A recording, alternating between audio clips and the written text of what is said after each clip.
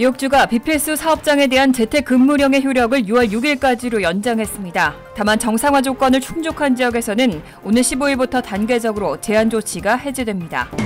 앞으로 뉴욕의 노인 요양시설은 일주일에 2번씩 모든 직원과 돌보미들을 대상으로 코로나19 검사를 실시합니다. 사회적 거리두기 단속에는 일반 시청 공무원들이 투입됩니다. 최근 들어 백악관 근무자의 코로나19 감염이 속출하고 있습니다. 관리들이 서로 뒤섞인 방침을 내놓는 등 안전에 비상이 걸렸습니다. 보건부가 코로나19 치료제로 긴급 사용 승인을 받은 렘데시비르의 배포 계획을 발표했습니다. 6주간 60만 7천 개가 각 주에 배포될 전망입니다. 한국 정부가 한미 코로나19 대응 공조 차원에서 미 정부에 마스크 200만 장을 긴급 지원했습니다. 이상은 이 시각 주요 뉴스입니다.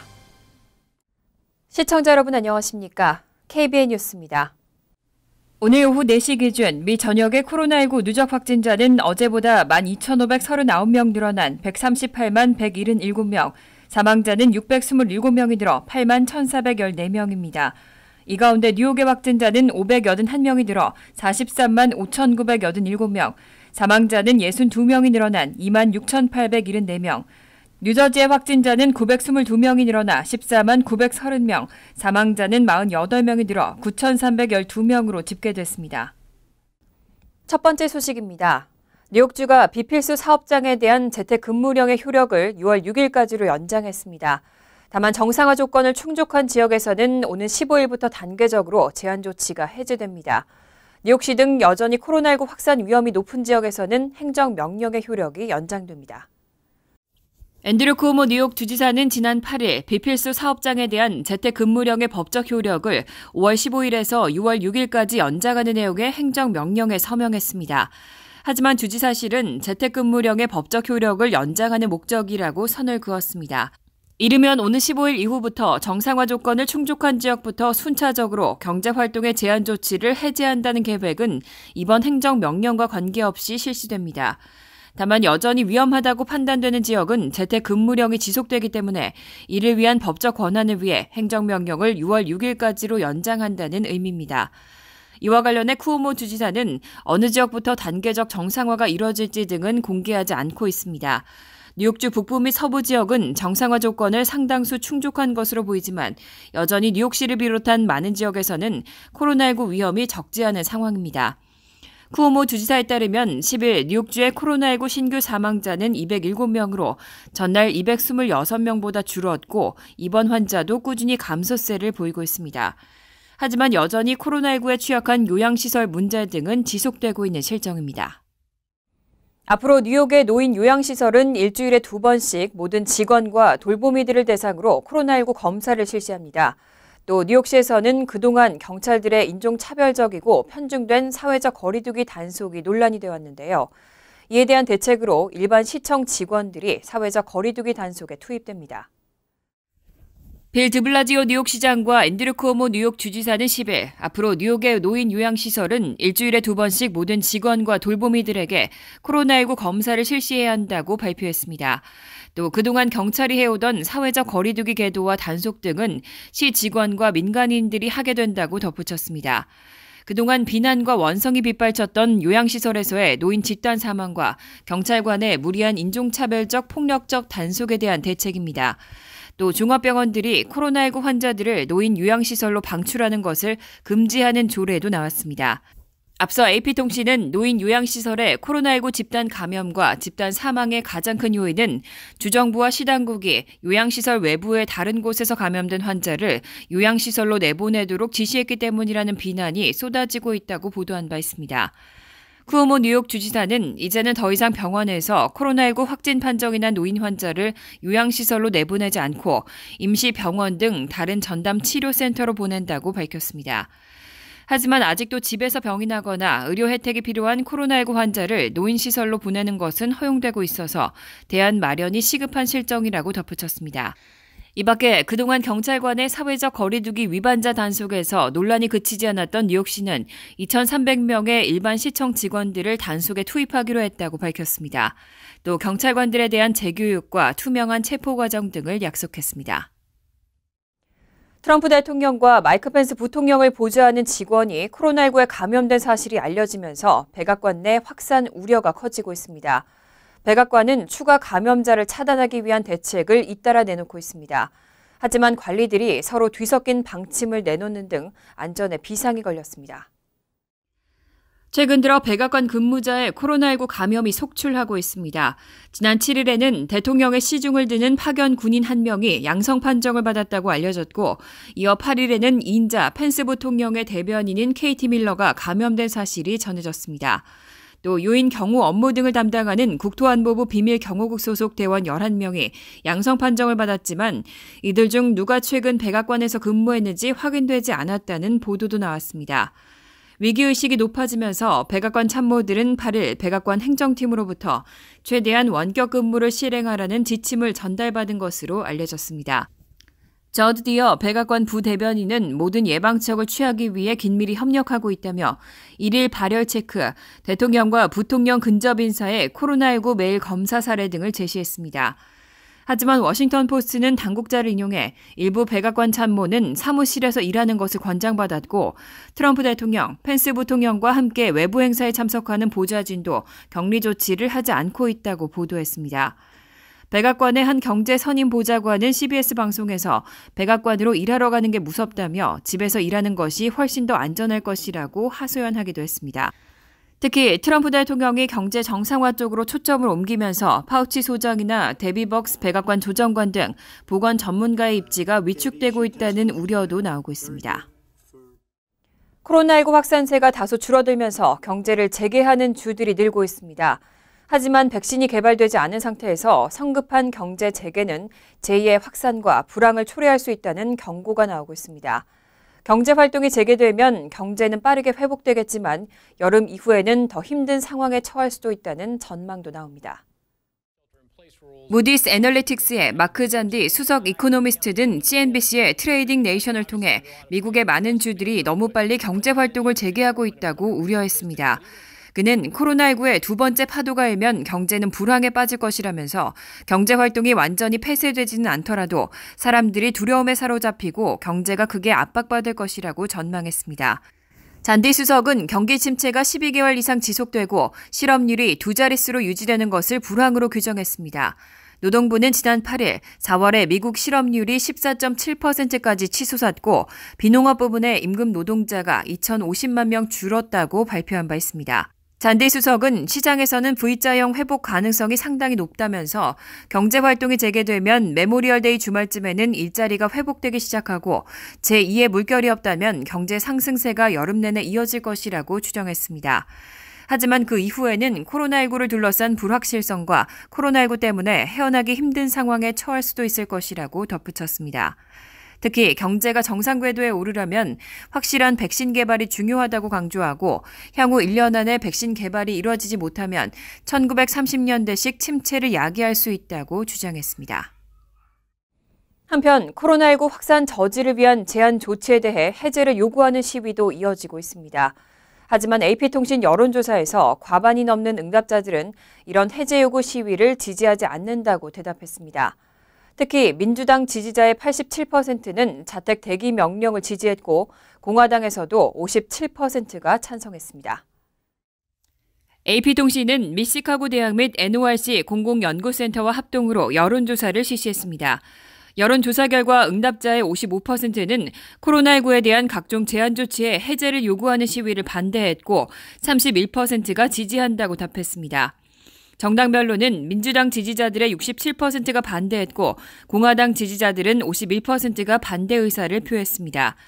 엄중한 자택 대피, 자가 감금 조치 해제를 요구하는 시위 집회는 일절 허용되지 않아야 한다고 답한 사람은 50%에 달했습니다. 단 8%만이 시위에 어떤 제한이 있어서는 안 된다고 말했습니다.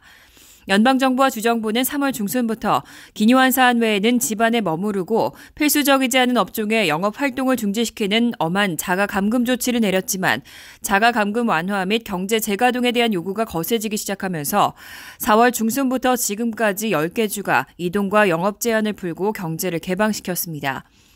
하지만 이번 AP통신 조사에서 71%는 긴급하고 필수적인 상황 외에는 집에 머물러 있어야 한다는 조치를 옹호했습니다. 정당별로는 민주당 지지자의 84%, 공화당 지지자의 57%가 찬성한다고 대답했습니다. 바와 레스토랑은 여전히 문을 열어서는 안 된다는 답변자가 67%를 차지했고 모임 최대 인원을 10명으로 제한하는 것에 대한 지지는 75%에 달했습니다. 어제 보건부는 코로나19 치료제로 긴급 사용 승인을 받은 렘데시비르의 배포 계획을 발표했습니다. 앞으로 6주간 60만 7천 개가 각 주에 배포될 것으로 보입니다. 각 주정부와 보건국이 중증 환자에게 우선으로 공급할 전망입니다. 10일 보건부는 앞으로 6주 동안 코로나19 치료제로 긴급 사용 승인을 받은 항바이러스제 렘데시비르 60만 7천 개를 각 주에 분배할 예정이라고 밝혔습니다. 배포된 약품은 미국 전역의 코로나19 중증 환자 7만 8천 명을 상대로 쓰일 전망입니다. 보건부는 각 주에 적정량의 렘데시비르를 분배할 것이라며 각 주정부와 보건당국이 지역사회에 필요한 가장 훌륭한 통찰력을 갖고 있기 때문에 제한된 약품에 대한 적절한 분배를 할 수 있을 것으로 생각된다고 밝혔습니다. 정부는 지난 7일부터 커네티컷 30통, 일리노이 140통, 메릴랜드 30통, 뉴저지 110통 등을 시작으로 약품 배포를 시작했습니다. 배포된 약품은 인공호흡기에 의지하고 있는 중증 환자와 혈중 산소 포화도가 정상 수치인 94% 이하인 환자 등에 우선 공급될 전망입니다. 한편 의료업체 존슨앤존슨은 오는 9월부터 코로나19 백신의 임상시험에 들어갈 계획입니다. 폴 스토펠스 존슨앤존슨 최고 과학 책임자는 ABC와의 인터뷰에서 9월에 임상시험을 시작하고 연말까지는 자료를 얻길 바란다며 내년에 백신 10억 개를 공급하는 게 목표라고 밝혔습니다. 한국 정부가 미 정부에 마스크 200만 장을 긴급 지원했습니다. 마스크는 오늘 새벽 미국에 도착했고 의료시설과 의료 종사자들에게 우선 지원될 예정입니다. 해리스 주한 미국 대사는 청와대에 감사의 뜻을 전하고 한미 동맹과 우정을 강조했습니다. 한국 외교부가 11일 한미 코로나19 대응 공조 차원에서 미 정부에 마스크 200만 장을 긴급 지원했다고 밝혔습니다. 지난 3월 24일 양국 정상통화에서 논의한 코로나19 공동 대응의 후속 조치입니다. 이 마스크는 오늘 새벽 미국에 도착했고 연방재난관리청을 통해 의료시설과 의료 종사자 등을 포함한 미국 내 필요한 현장에 지원될 예정입니다. 외교부는 이번 지원을 통해 한미 양국이 코로나19라는 공동의 도전 과제를 조속히 극복하고 국제사회 내 한국의 방역 경험을 공유하는 데도 기여할 수 있기를 희망한다고 밝혔습니다. 주미 한국 대사관도 미국의 코로나19 조기 극복 노력에 기여할 수 있기를 기대한다며 향후에도 한미 동맹 정신에 기초한 다양한 협력이 지속 확대될 수 있도록 미 정부와 긴밀히 협의해 나갈 예정이라고 말했습니다. 해리 해리스 주한 미국 대사는 이날 트위터에 청와대에 대단히 감사드린다면서 한미 동맹과 우정은 70년 전만큼 중요하고 굳건하다고 감사를 표시했습니다. 현재 마스크 수출은 원칙적으로 금지됐지만 정부는 외국 정부가 공식적으로 요청하는 경우 인도적 지원 목적의 해외 공급을 예외적으로 허용하기로 했습니다. 지금까지 한국 정부에 마스크 지원을 공식 요청한 국가는 70여 개국인 것으로 알려졌습니다. 코로나19 사태 가운데 어려움을 겪는 국민들을 위해 매월 1인당 $2,000씩의 현금을 제공하자는 추가 지원 법안이 연방 상원에서 추진되고 있습니다. 하지만 상원 다수인 공화당은 부정적인 입장입니다. 실제로 통과될지 여부는 미지수라는 평가입니다. 지난 8일 버니 샌더스 연방 상원의원은 민주당의 카말라 해리스, 에드 마키 연방 상원의원과 함께 코로나19 사태가 종식될 때까지 1인당 매월 $2,000의 현금 지급을 골자로 하는 지원 법안을 발의했다고 밝혔습니다. 법안에 따르면 개인 연소득 $10만 미만인 개인에게는 매월 $2,000씩 지급되고 부부의 경우 $4,000를 받을 수 있습니다. 현금 지원 대상은 연소득 $120,000까지 해당되지만 $100,000가 넘으면 소득액에 따라 지급액이 단계적으로 감소합니다. 아울러 자녀 1인당 최고 3명까지 추가로 $2,000씩 지급하는 내용도 포함됐습니다. 현금 지급 기간은 지난 3월부터 소급 적용되고 연방정부의 코로나 사태 종식 선언 후 3개월까지 제공하도록 했습니다. 샌더스 의원 등은 코로나19로 고통받고 있는 국민들이 경제적 위기를 이겨내기 위해서는 더 많은 정부 지원이 제공돼야 한다며 법안의 취지를 설명했습니다. 하지만 이 법안이 통과되려면 상원 다수를 차지하고 있는 공화당의 문턱을 넘어야 하는데 공화당 측은 개인 현금 지원에는 다소 부정적인 입장으로 알려진 만큼 현실화 가능성은 미지수라는 평가입니다. 올 가을부터 적용되는 뉴욕시 렌트 한정 아파트 100만 가구의 렌트비는 4년 만에 동결될 것으로 보입니다. 렌트 가이드라인 위원회가 렌트비를 1년간 동결하고 1년 후 1%를 올리는 방안을 잠정 결정했습니다. 뉴욕시 렌트 가이드라인 위원회는 7일 렌트 한정 아파트 렌트비 인상안에 대한 예비 표결을 실시하고 1년 계약 시 렌트비 인상률을 동결하는 방안을 잠정 결정했습니다. 또 2년 연장 계약 시에는 1년간 동결하고 1년 후 1.0% 올리기로 했습니다. 렌트 가이드라인 위원회는 오는 27일을 시작으로 세 차례에 걸친 화상 원격 공청회를 열고 의견을 수렴한 후 오는 6월 17일 최종 표결을 통해 인상폭을 결정한다는 계획을 밝혔습니다.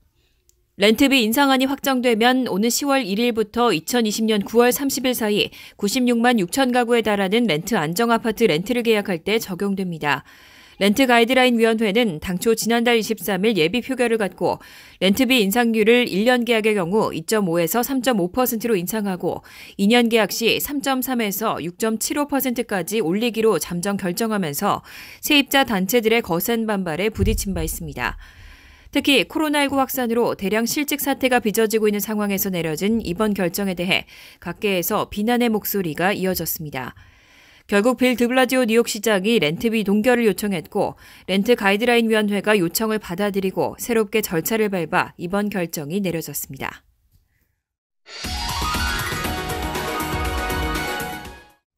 이어서 LA 지역 한인사회 소식입니다.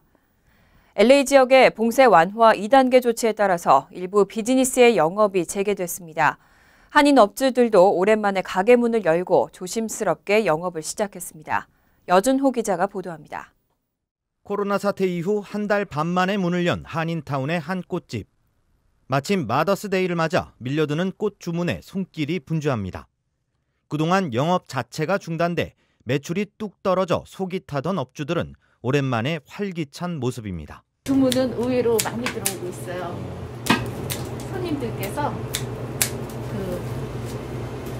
오랫동안 집에 있으셔갖고 우울했던 그 마음을 회복시키려고 꽃을 많이 오다 주시는 것 같아요. 하지만 불안감도 여전합니다. 코로나19가 수그러들지 않고 있는 데다 손님도 업주 입장에서도 대면 접촉을 꺼리고 있기 때문입니다. 영업을 할 수 있지만 감염 공포에 조금만 더 지켜보자는 업소들도 상당수입니다. 네, 그 서점 혹시 오픈하셨는지? 저희는 오픈 아직 안 했어요. 일단은 지금 온라인 오더만 받고 계신 거예요? 네. 아직 언제 열지는 아직 모르시고요? 네네. 이게 비즈니스가 혼자 하는 게 아니고 시스템적으로 여럿이 있어야 운영을 할 수 있잖아요. 근데 그 시스템이 못 갖추어질 것 같아요. 제 생각에. 일부 스포츠 용품점이나 옷가게, 장난감 가게 등도 문을 열고 영업에 돌입했지만 대다수는 아직까지 관망하는 분위기입니다. 골프 연습장, 미용실, 교회 등이 포함된 봉쇄 제재 완화 3단계는 차후 상황에 따라 결정되는 만큼 좀 더 시간이 걸릴 것으로 전망됩니다. MBC 뉴스 여준호입니다. 캘리포니아주가 경제활동을 부분적으로 재개했지만 아직 준비가 미흡하다는 우려가 나오고 있습니다. 카운티 대부분은 경제활동 재개를 위한 기준을 충족하지 못하고 있다는 지적입니다. LA타임즈에 따르면 캘리포니아주 카운티 58곳 가운데 약 24곳이 게빈 뉴섬 주지사가 경제활동 재개를 위해 제시한 가이드라인을 충족하지 못하는 것으로 조사됐습니다. 특히 남가주와 샌프란시스코 베이 지역의 경우 경제활동 재개를 위한 기준을 갖춘 카운티는 단 한 곳도 없었습니다. 현재 캘리포니아주에서는 지역별로 최근 14일 동안 코로나19 사망자가 1명도 없거나 확진자가 인구 10,000명당 1명 이하일 때 경제활동 재개를 위한 2단계 완화 조치를 적용할 수 있습니다. 간추린 소식입니다. 코로나19의 치료제를 개발했다고 밝혔던 조셉 킴 이노비오 제약회사 대표를 상대로 공동 손해배상 소송이 줄줄이 제기됐습니다. 펜실베니아 연방지법 기록에 따르면 8일 기준 김 대표와 이노비오를 상대로 접수된 집단 손배 소송은 총 5건입니다. 소장에서 원고들은 김 대표와 이노비오사가 3시간 만에 코로나19 백신 설계를 마치고 4월 초부터 임상실험이 가능하다는 등 허위로 사업 내용을 공개하는 바람에 주식을 거래한 투자자들이 손해를 입었다고 주장했습니다. 생명공학 과학자로 알려진 김 대표는 11살 때 미국의 이민와 매사추세츠 공대를 졸업한 1.5세로 알려졌습니다. 뉴저지주에서도 무증상 환자를 대상으로 코로나19 검사가 확대 실시됩니다. 10일부터 파라무스에 있는 버겐 커뮤니티 칼리지 드라이브스루 코로나19 검사장에서는 발열이나 기침 등의 증상이 없어도 검사를 받을 수 있게 됐습니다. 검사장은 1화 목 금요일 오전 8시부터 운영되고 있고 뉴저지주 거주민을 입증하면 누구나 검사를 받을 수 있습니다. 포트리와 잉그로드 등 6개 타운에서도 이동식 검사장을 추가 설치할 예정입니다. 8일 멜린다 캐츠 퀸즈 검사장은 와이스톤의 레즈버리 팜에서 마스크 가격에 폭리를 취한 혐의로 칼리지 포인트 거주 김경태 씨와 베이사이드 거주 이정수 씨를 체포했다고 발표했습니다. 이들은 오는 9월 4일 법원 출두 명령을 받아 그때 공식 기소될 예정입니다. 퀸즈 검찰에 따르면 이들은 지난 6일 오전 손님을 가장한 사복 경찰에게 기존 $1 정도였던 마스크 2개가 든 박스를 $10, 또 마스크 10개들이 한 박스를 $45에 판매해온 것으로 알려졌습니다. 최근 공원 폐쇄령을 해제한 뉴저지주가 최소 메모리얼 데이까지는 해수욕장을 개방할 것으로 보입니다. 7일 필 머피 뉴저지 주지사는 NJTV와의 인터뷰에서 공원 개방과 마찬가지로 매우 구체적인 제약과 가이드라인이 있다면 해변 개장이 긍정적이라는 입장을 밝혔습니다. 또 명확한 가이드라인을 제시하지 않았지만 최대 수용인원 50%, 사회적 거리두기 준수 등이 적용될 것이라며 카운티 로컬 정부와 원활하게 논의하고 있다고 덧붙였습니다. 환율과 증권 소식입니다.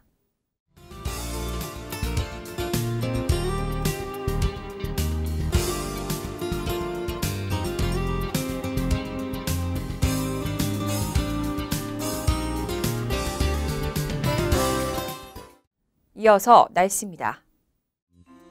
화요일은 화창하겠습니다. 낮 최고 기온은 59도, 섭씨 15도, 밤 최저 기온은 39도, 섭씨 4도로 예상됩니다. 수요일도 화창한 날씨가 이어지겠습니다. 목요일도 화창하지만 오후 한때 소나기가 오겠습니다. 이상으로 KBN 뉴스를 마칩니다. KBN과 함께 즐거운 저녁 되시기 바랍니다.